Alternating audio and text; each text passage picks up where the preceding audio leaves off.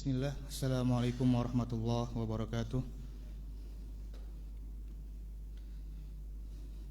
Innal hamdalillahi nahmaduhu wa nasta'inuhu wa nastaghfiruh wa na'udzu billahi min shururi anfusina wa min sayyiati a'malina. Man yahdihillahu fala mudhillalah wa man yudlil fala hadiyalah. Asyhadu an la ilaha illallah wahdahu la syarikalah wa asyhadu anna Muhammadan abduhu wa rasuluh. Allahumma salli ala Muhammadin wa ala ali Muhammadin kama sallaita ala Ibrahim wa ala ali Ibrahim innaka Hamidum Majid. Wa barik ala Muhammad wa ala ali Muhammad kama barakta ala Ibrahim wa ala ali Ibrahim innaka Hamidum Majid. Alhamdulillah, kita dipertemukan kembali dalam majelis kajian usul fikih, dan malam ini adalah malam kedua dan kita belum masuk ke buku yang telah kita tentukan sama-sama. Kita masih membahas bukunya Syekh As-Sathri hafizallahu ta'ala, yaitu Al-Qawaid Al-Fiqhiyah, Al-Qawaid Al-Usuliyah Wal-Fiqhiyah Al-Muta'alliq bil Muslim Ghairil Mujtahid, yaitu kaidah-kaidah fikih atau kaidah usul fikih berkaitan dengan orang awam. Dan sudah di-share sebelumnya terjemahannya, dan kita akan baca itu secara cepat saja sebagai mukadimah.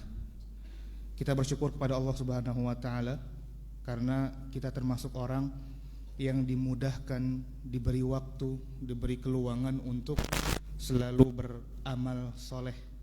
Ya, kita sepakati bersama bahwa di antara amal soleh, amal taqarrub adalah belajar ilmu syar'i, dan hadisnya itu selalu diulang-ulang oleh guru-guru kita, dan kita hafal semua bahwa ya, belajar itu adalah cara untuk masuk atau menempuh jalan menuju surga. Dan mudah-mudahan dengan duduknya kita di sini adalah bentuk kita untuk, atau salah satu bentuk cara kita untuk menuju surga Allah Subhanahu wa taala. Dan kalau kita masuk surga, kita menginginkan tempat yang tinggi. Dan di antara nikmat, kita sepakat semua bahwa nikmat surga itu tiada tara. Dan di antara nikmat di atas nikmat adalah tatkala kita mendapatkan nikmat, kita bisa merasakan bareng-bareng dengan keluarga kita. Kerja misalkan, dapat bingkisan dari perusahaan, atau dapat makanan enak dari fulan, dari tetangga, dari teman kerja, dapat bolu. Dimakan sendiri itu enak bolunya, makanan itu enak dimakan sendiri. Tapi kalau dibawa pulang dan semua keluarga bisa merasakan, itu nikmatnya lebih nggak Pak? Lebih.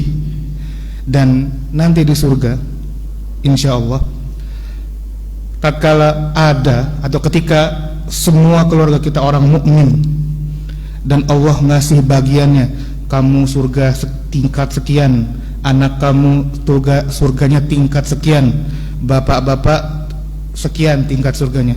Nanti yang paling tinggi surganya itu bisa mengajak keluarga-keluarganya untuk ikut bersama. Maka pastikan kita dan keluarga kita orang yang beriman dan orang yang bertauhid. Dan pastikan kita berlomba-lomba sesama keluarga untuk mencapai surga tertinggi. Jadi ketika siapapun nanti yang tertinggi surganya bisa mengangkat derajat keluarga-keluarga kita yang surganya lebih rendah. Allah Subhanahu wa taala berfirman dalam surat At-Tur, ana bacakan, walladzina amanu wattaba'athum dzurriyyatuhum biimanin alhaqna bihim dzurriyyatahum. Dan orang-orang yang beriman beserta anak cucu mereka yang mengikuti mereka dalam keimanan, kami pertemukan mereka dengan anak cucu mereka di dalam surga. Syaratnya satu, semuanya harus beriman.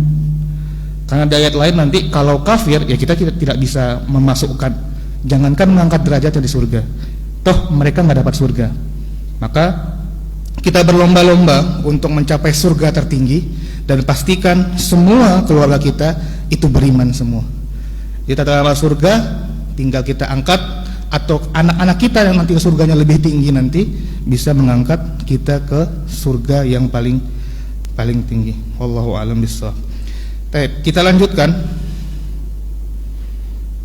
materi kita ya.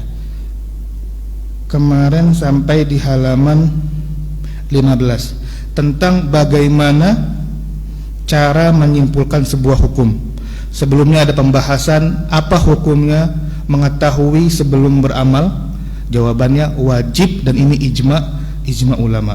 Kemudian bab kedua, kenapa seorang mukallaf harus berkomitmen dengan hukum syar'i?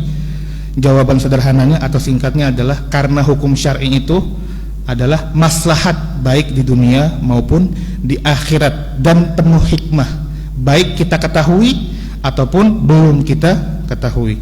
Kemudian bagaimana cara menyimpulkan hukum syar'i? Itu pembahasan terakhir kemarin. Pertama, kalau kita mampu ijtihad. Ijtihad itu adalah berusaha mengeluarkan hukum dari sebuah dalil, maka kita keluarkan sendiri. Tapi sepertinya itu mustahil bagi kita. Maka cara kedua adalah dengan bertanya dengan ahlul ijtihad ya. Dalil-dalilnya kita sebutkan kemarin, fas'alu ahla dzikri in kuntum la ta'lamun, maka bertanyalah kepada orang yang memiliki pengetahuan jika kamu tidak tahu.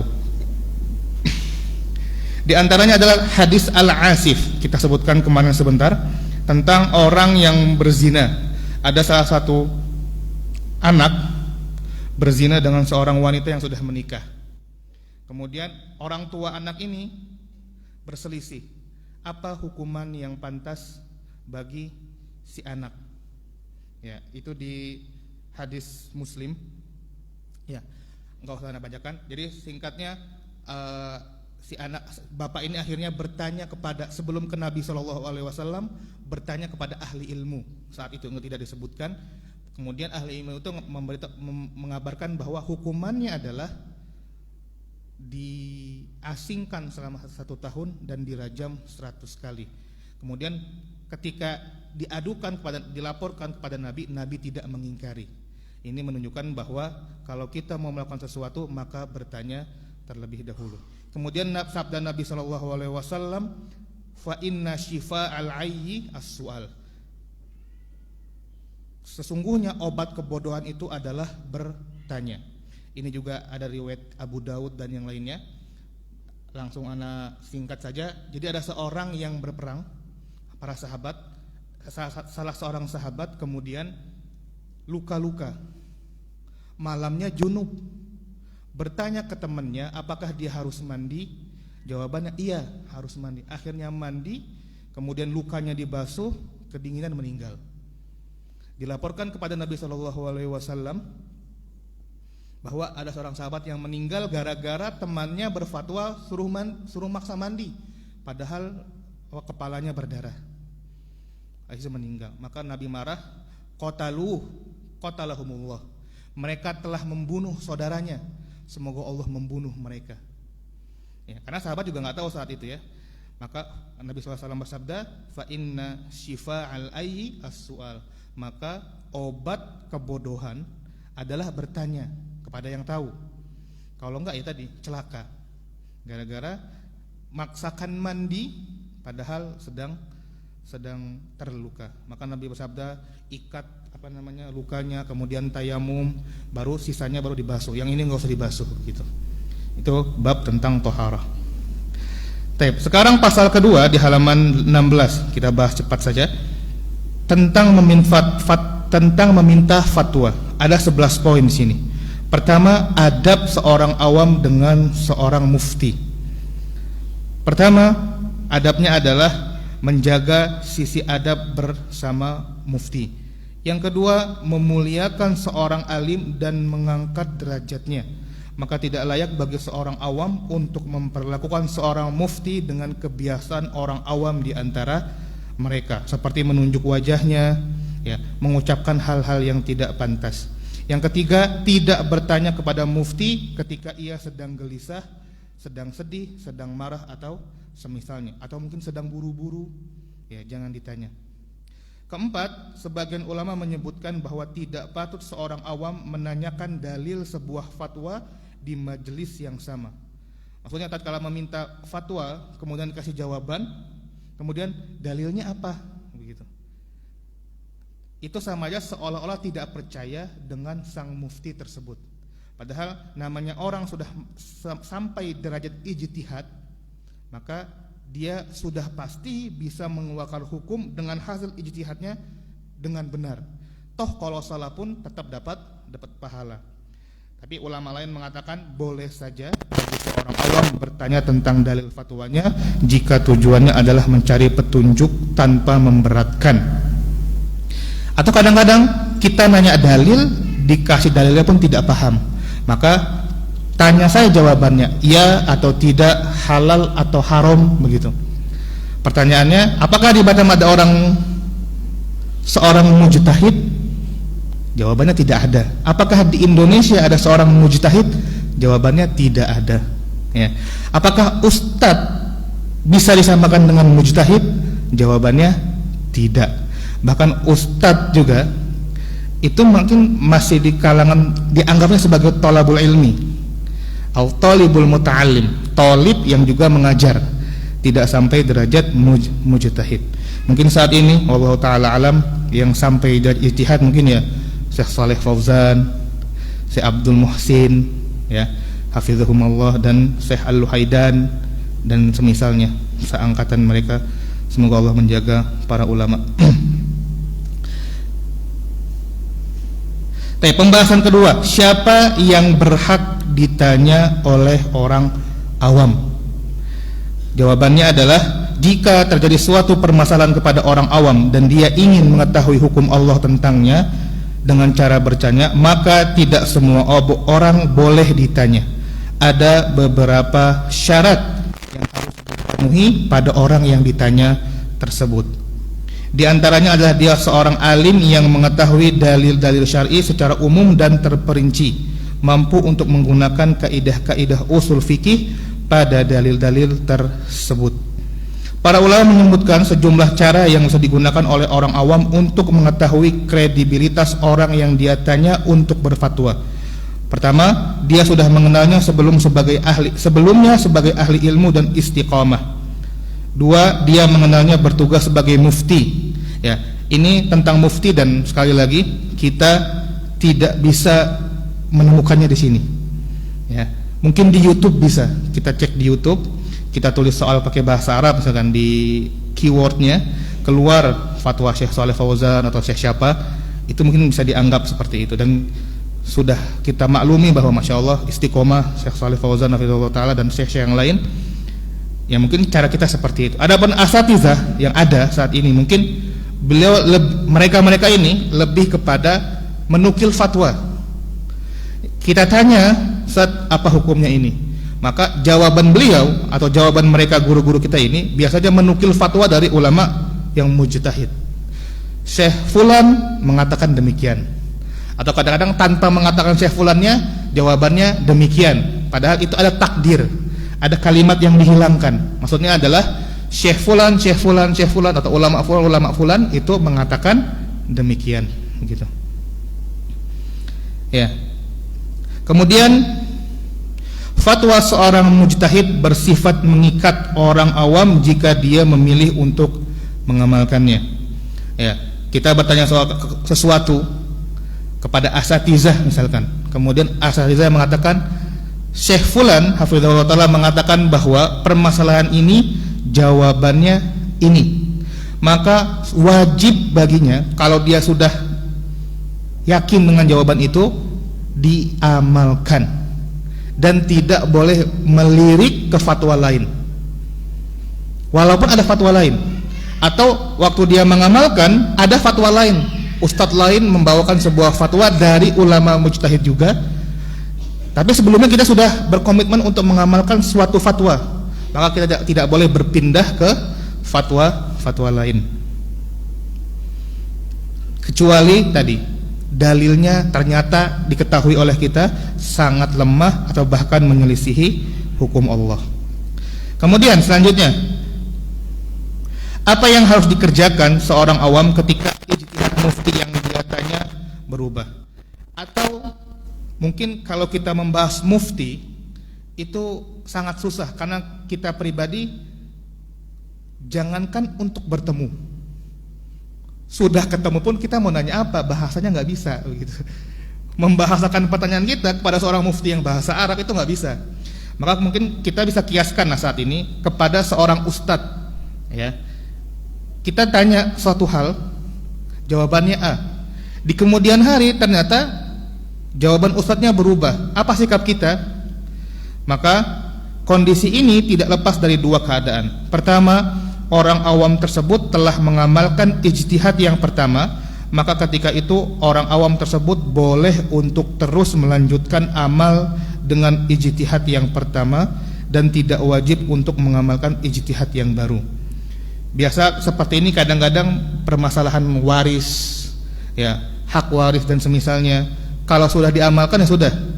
Toh kalau dia berubah, hartanya sudah dibagikan gitu. Harta waris sudah dibagikan, gak mungkin kita ambil lagi dari para ahli waris dan permisalan semisalnya.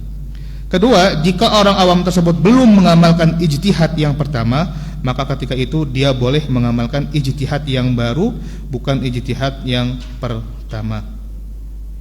Kemudian, apa yang harus dikerjakan seorang awam ketika ada beberapa mufti yang berbeda pendapat? Dan ini pasti banyak sekali. Singkatnya adalah kita cari mufti atau mujtahid yang paling wara'. Sisi keilmuan namanya sama-sama mujtahid, kurang lebih saja 11-11 atau 11-12. Maka cara memilihnya adalah yang paling wara', yang paling istiqomah, atau yang paling mengamalkan ilmunya. Di mana kita tahu caranya? Ya, bisa kita saksikan sendiri, atau ya bisa bertanya kepada orang-orang yang bisa menilai. Sekali lagi, ini kelasnya bukan asatizah, ya. Kelasnya seorang mufti yang mungkin kita tidak bisa melihat langsung, bahkan tidak bisa bertemu langsung. Toh kalau mau dikiaskan kepada asatizah misalkan, ya jangan terlalu berekspektasi lebih. Dan karena banyak sekali sudahlah, nggak usah ngebahas. Kita lanjutkan saja. Kemudian siapa yang harus ditanya seorang awam ketika ada banyak mujtahid? Kurang lebih sama. Mayoritas ulama berpendapat bahwa seorang awam boleh bertanya kepada mufti yang mana saja ketika ada beberapa ahli fatwa. Ya. Dan kenapa? Karena ijma salaf bolehnya seorang mujtahid yang biasa untuk menerbitkan fatwa dengan adanya mujtahid yang lebih tinggi. Banyak terjadi di kalangan para sahabat. Ada ulama senior, ada sahabat senior, ada sahabat junior. Ketika orang-orang bertanya ke sahabat junior, ya sudah, tidak ada yang mengingkarinya. Ya. Tabi'in juga ada kibarut tabi'in, ada tabi'in sighar. Ketika ada yang bertanya kepada tabi'in sighar dan jawabannya betul, ijtihadnya betul, maka tidak ada yang mengingkarinya. Juga berdalil dengan argumentasi bahwa seorang awam tidak akan bisa untuk menimbang antara para mujtahid, mana yang lebih pintar, mana yang lebih senior. Kita tidak mampu.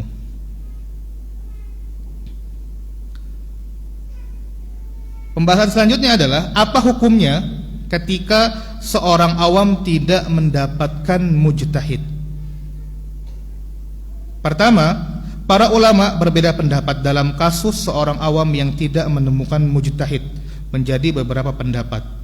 Ada yang menganalogikan kasus ini kepada hukum sesuatu sebelum datangnya syariat.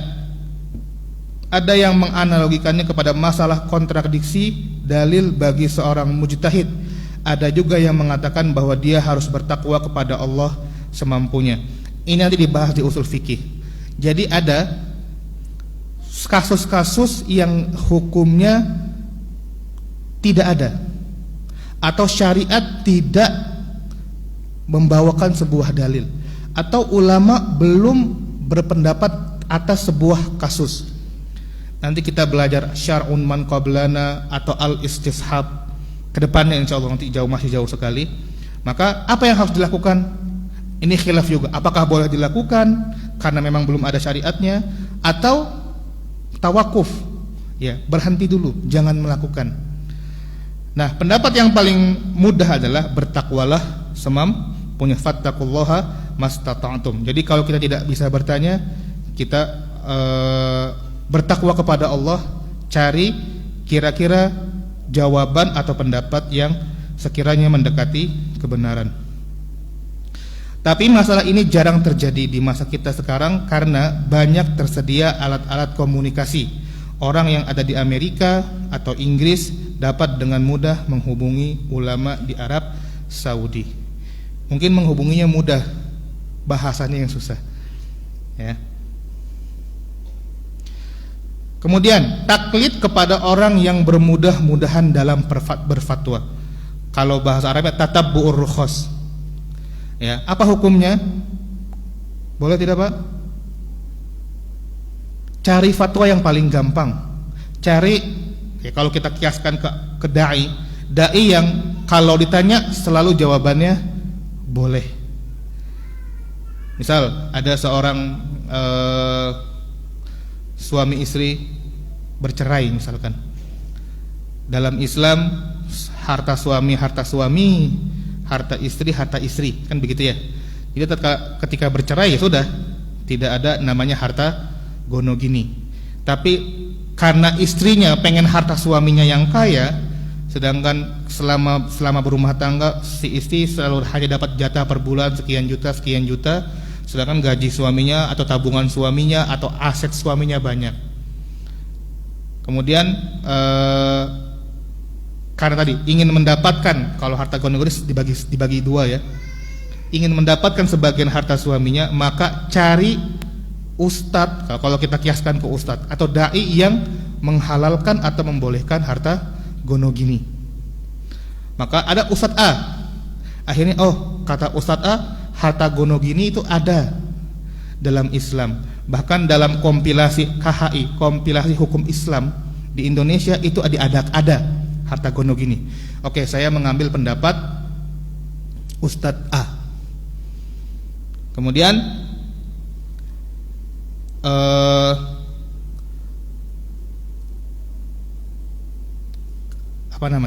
si ibu ini setelah bercerai, kemudian anaknya, atau qadarullah misalkan ada satu kasus, kita samakan saja, anaknya ini misalkan hamilnya di luar nikah, atau ya berarti dia tidak punya wali, atau bapaknya yang dia cerai itu bukan bapak secara hukum tapi hanya bapak biologis.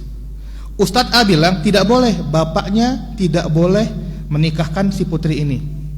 Nah, sang ibu bilang ya udahlah, saya nyari Ustadz B yang membolehkan bapak biologis menjadikan wali pernikahannya. Nah, dia mencari setiap ustadz yang membolehkan pendapat dia.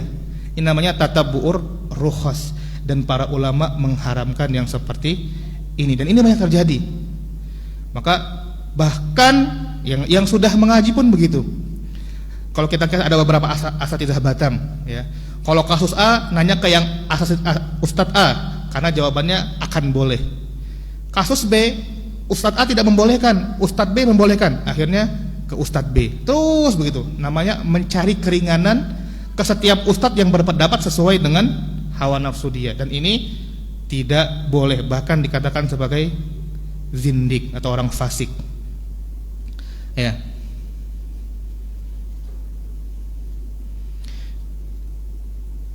Itu namanya mencari-cari keringanan. Para ulama menyebutkan adanya ijma bahwa seorang awam diharamkan mencari-cari keringanan, di mana setiap kali dia mendapatkan keringanan dalam sebuah fatwa dari salah seorang ulama di zamannya, dia mengamalkannya. Tadi hukum taklid kepada orang yang bermudah-mudahan dalam berfatwa. Jika seorang awam mengetahui bahwa seorang mujtahid ini bermudah-mudahan, maksudnya adalah bermudah-mudahan dalam berfatwa, dia berfatwa dalam sebuah permasalahan tanpa memeriksa dan meneliti terlebih dahulu dalam fatwanya, maka haram hukumnya mengamalkan fatwa tersebut. Pembahasan selanjutnya, bagaimana orang awam bermazhab. Di sini, di masjid ini, mazhabnya apa, Pak? Jamaah Masjid Al-Amin, mazhabnya apa? Antum bermazhab enggak? Enggak. Jadi beribadah mengikuti siapa? Rasulullah SAW. Bagaimana antum mengikuti Rasulullah? Bagaimana cara antum mengikuti Rasulullah kalau tidak bermazhab? Atau memang tidak perlu bermazhab? Ada yang bermazhab di sini, Pak? Ada? Saya mazhab Syafi'i atau Syafi'iyah, karena ya mayoritas di Indonesia bermazhab Syafi'i. Atau saya bermazhab Hambali, karena ulama-ulama Saudi rata-rata mazhabnya Hambali dan asatidzah kita banyaknya bermazhab belajar kepada ulama Saudi. Atau mazhab kita ya ustadz kita bermazhab dengan ustadz kita. Ya. Di sini dikatakan tidak wajib atas orang awam untuk berafiliasi atau yang memilih kepada sebuah mazhab di mana dia mengambil semua kewajiban dan keringanannya. Dan ya sangat sedikit kita yang bermazhab. Rata-rata kita mazhabnya tarjih atau mazhab rojihi, yang rojih diambil begitu. Jarang sekali, termasuk asatizah terutama di Batam juga, yang dia bersatu mazhab gitu, menekuni sebuah mazhab tertentu walaupun enggak mengambil semua pendapat mazhab. Contoh, belajar fikih Syafi'i dari misalkan dari Safiatun Najah, Ghayatul Takrib gitu, Minhajul Talibin dan semuanya, terus runut sampai akhir bab fikih itu enggak ada sepertinya. Atau anaknya enggak tahu. Atau mengambil mazhab Hambali dari misalkan dari yang kitab kecilnya, dari matanya sampai kitab yang fikih muqaranahnya. Wallahu alam, sepertinya yang anak tahu, sependek yang anak tahu, wallahu alam, asatidzah Batam tidak ada yang seperti itu. Biasanya yang dibuka ya Bulughul Maram, kemudian syarahnya ada fikih muqaranahnya, kemudian ketika misalkan syarahnya Son'ani misalkan merojihkan suatu pendapat ya diambil gitu. Ya.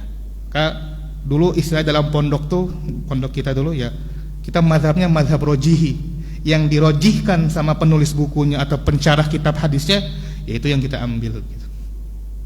Tapi untuk ya secara runut gitu belajar fikih mazhab sepertinya belum ada di sini, wallahu alam. Tidak wajib bagi orang awam kita, tidak wajib untuk berafiliasi kepada suatu mazhab tertentu. Bahkan mayoritas ulama berpendapat tidak boleh, karena orang awam tidak mengerti maksud ucapan para ulama mazhab, juga istilah-istilah yang mereka gunakan. Ya, karena misalkan ada, kita tahunya makruh itu dikerjakan tidak mendapat dosa, kalau ditinggalkan mendapat pahala. Tapi kadang di dalam istilah Hanafiyah itu makruh atau makruh tanzih itu artinya sama dengan haram.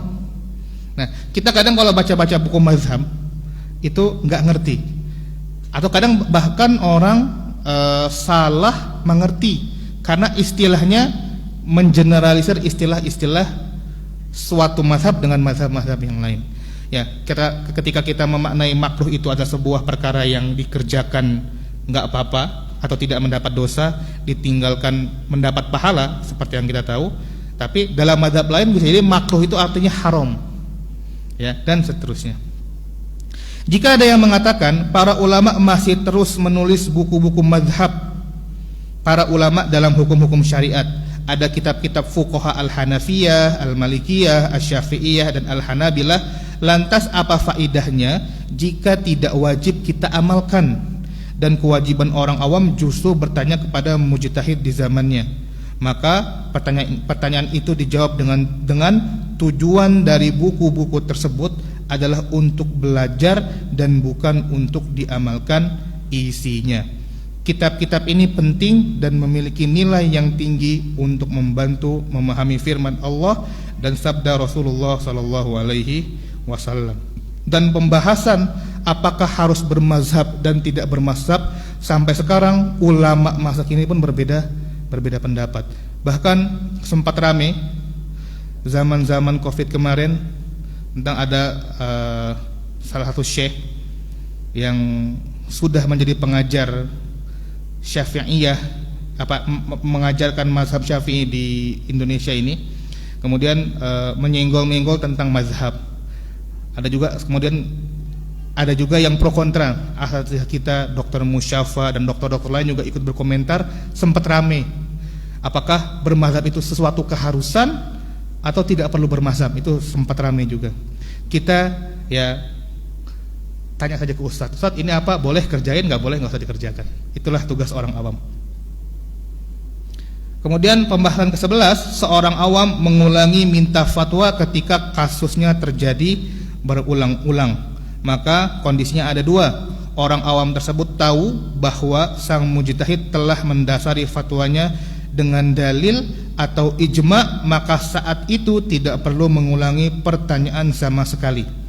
Kedua, orang awam tersebut tidak mengetahui dasar sang mujtahid dalam fatwanya, atau dia mengetahui bahwa ia mendasari fatwanya pada dalil yang boleh berijtihad di dalamnya, maka dalam kondisi ini dia boleh bertanya ulang atau tidak bertanya ulang. Mudahnya kita husnuzan kepada mufti yang kita tanya, maka kalau kasusnya berulang, kita tidak perlu bertanya lagi.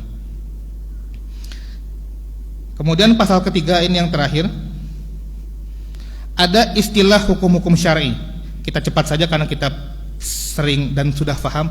Ada istilah wajib, ya. Wajib itu dikerjakan dapat pahala, tidak dikerjakan berhak mendapatkan iqab. Itu yang pendapat yang banyak. Tidak mesti dapat iqab, tapi berhak mendapat iqab, ya. Karena kalau mendapatkan iqab atau hukuman atau dosa, maka itu namanya pasti. Tapi para ulama usul mengatakan kalau wajib itu dikerjakan mendapat pahala, kalau tidak dikerjakan dia berhak mendapatkan hukuman. Maksudnya berhak ya, bisa jadi dia ada mawani, ada penghalang sehingga dia tidak berhak mendapatkan hukuman tersebut. Nama lain dari wajib adalah maktub, farad, hatam, dan lazim. Kemudian mandub. Mandub itu apa? Sunnah, ya. Nama lainnya tatawwu. Kemudian muraghab, mustahab, nafilah, kurbah, ihsan, muraghab fihi. Itu semua sama artinya sunnah atau mandub. Kemudian yang ketiga haram, kita sering dengar juga. Nama lainnya adalah tahrim, haraj, ism, fahisyah, uqubah, dan semisalnya. Kemudian ada makruh, ada mubah. Ya, syarat sudah tahu semua syarat Pak ya? Sesuatu yang dibutuhkan yang kalau tidak terpenuhi maka ibadahnya tidak sah. Contoh salat syaratnya apa? Bersuci atau suci dari hadas besar dan hadas kecil. Kemudian ada istilah mani'. Mani itu penghalang. Di antara contohnya adalah lupa atau bodoh, atau apalagi Pak contoh penghalang? Bodoh itu tidak memiliki ilmu, kemudian lupa, terpaksa, itu juga mani, penghalang kita tidak mendapatkan iqab. Kemudian ada istilah sah, ada istilah batal, ada istilah fasid. Fasid sama batal sama, salatnya batal, salatnya fasid itu sama. Salatnya sah, salatnya sahih itu sama. Kemudian juga ada qadha dan i'adah. Ini sering kita ulang-ulang. Ada itu mengerjakan salat isya di waktu isya. Itu namanya ada, melakukan di waktunya. Qadha itu melakukan sebuah amal bukan pada waktunya. Contoh melakukan melakukan puasa, membayar puasa Ramadan di bulan-bulan Ramadan, itu namanya qadha. I'adah adalah mengulangi suatu amal di waktu yang sama. Kalau kita contohkan sholat maghrib, maka ada itu sholat maghrib di waktu maghrib. Qadha sholat maghrib di waktu isya. I'adah adalah mengulang sholat maghrib di waktu maghrib. Ya, itu yang disebutkan sedikit di sini. Nanti kedepannya ketika kita membahas usul fikih ada istilah muqayyad, mutlak, nas, zahir, qiyas, mafhum mukhalafah, ya, zahir, mubayyan, insyaallah pelan-pelan. Dan masih jauh sekali. 700 halaman kitabnya. Jadi paling kita dapat 2 halaman per pekan insyaallah.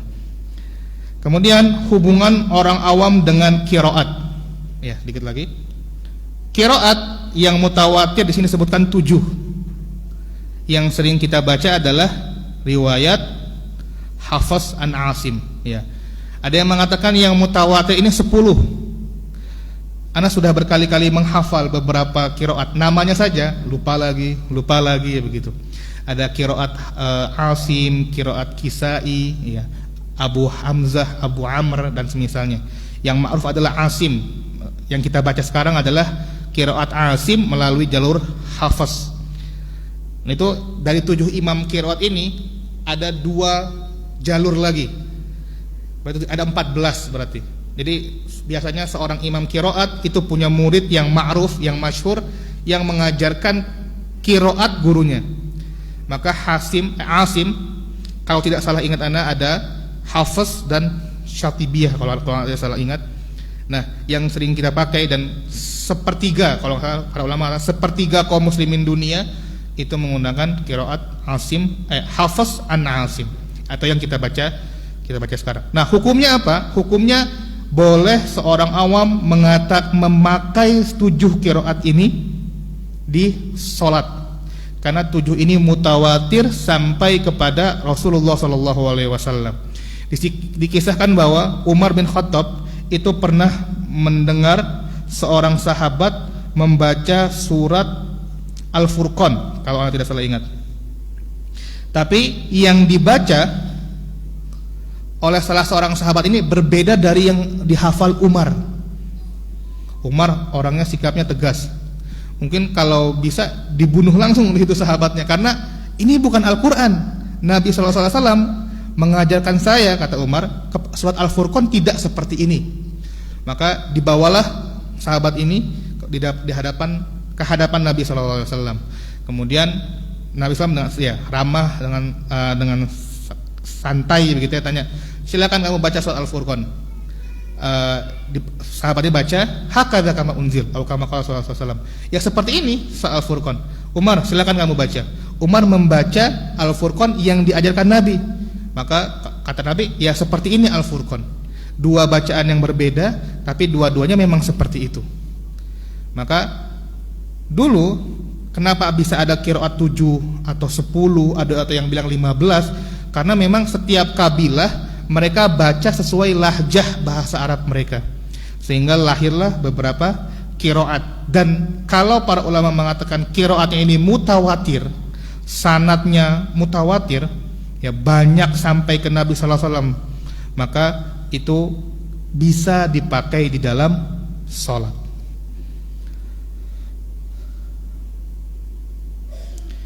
Kemudian ada macam-macam perbuatan Nabi. Ada yang kekhususan beliau seperti menikahi 9 orang istri. Umatnya hanya boleh 4, kalau bisa adil. Kalau enggak adil 1 dulu, baru 2, baru 3, baru 4. Ya. Atau seperti puasa wisol, ya, melanjutkan puasa tanpa berbuka. Bagi umatnya itu haram, tapi bagi Nabi itu boleh. Ya, puasa tidak buka langsung lanjut ke puasa di hari kedua. Puasa wisol itu hanya kekhususan Nabi SAW. Yang kedua adalah perbuatan jibillah, kebiasaan manusiawi, pakai sorban, pakai sarung, pakai selendang, ya, pakaian dan semisalnya, perbuatan-perbuatan manusiawi, maka ini hukumnya ya mubah saja. Maka jangan ada kadang suatu, Anda nggak bisa bilang suatu kelompok lah, atau misalkan ada suatu Ya, disebutnya takut menyenggol kalau begini. Tapi nggak apa, insyaallah nggak kemana-mana. Kadang ada yang menisbatkan dirinya dengan salafi misalkan. Kadang-kadang yang terlalu ekstrim sekali, yang pakai celana itu nggak boleh, harus pakai sarung begitu. Ada pendapat yang demikian. Nah, beranggapan bahwa ya kalian Nabi pakai sarung begitu. Padahal sarung itu adalah perbuatan manusiawi biasa saja, kebiasaan saja, yang bukan bertujuan taqarrub kepada Allah Subhanahu wa taala. Nah, perbuatan-perbuatan Nabi sallallahu alaihi wasallam yang tujuannya bukan taqarrub, rambutnya kadang Nabi ke telinga, atau kadang setengah leher, atau kadang sebahu. Ya kalau kita mengikuti karena bentuk kita cinta Nabi sallallahu alaihi wasallam. Tapi kalau rambut kita enggak sebahu, bukan berarti kita enggak cinta Nabi begitu. Ya. Berbeda dengan hal-hal yang memang perbuatannya taqarrub pada Allah, bersiwak misalkan, atau hal-hal yang lain memang niat Nabi melakukan sebuah perbuatan itu untuk bertaqarrub, mendekatkan diri kepada Allah Subhanahu wa taala. Maka ketika itu perbuatan Nabi itu menjadi sunnah atau wajib atau yang lainnya, dan kita wajib meniru. Kalau perbuatan-perbuatan yang bersifat manusiawi, Nabi SAW kalau kita baca di Syama'il Muhammadiyah, badannya tegap gitu ya, jalannya seperti menuruni bukit. Ya kalau misalnya kita jalannya santai, kita menyelisih sunnah, ya tidak gitu. Karena itu perbuatan fi'lul jibiliyah ya, atau jibillah. Baik, sudah masuk waktunya. Sekian dulu, satu pertemuan lagi insyaallah seperti janji kita sebelumnya, kita akan membaca ini 3 atau 4 pertemuan. Pekan depan insyaallah ada beberapa kaidah atau istilah yang penting kita bahas sebelum kita masuk ke buku Al-Usul min Ilmil Usul. Demikian pertemuan pada maghrib ini. Wassallallahu ala nabiyyina Muhammadin wa ala alihi washabbihi wasallam, wa akhiru da'wana alhamdulillahi rabbil alamin. Wassalamualaikum warahmatullahi wabarakatuh.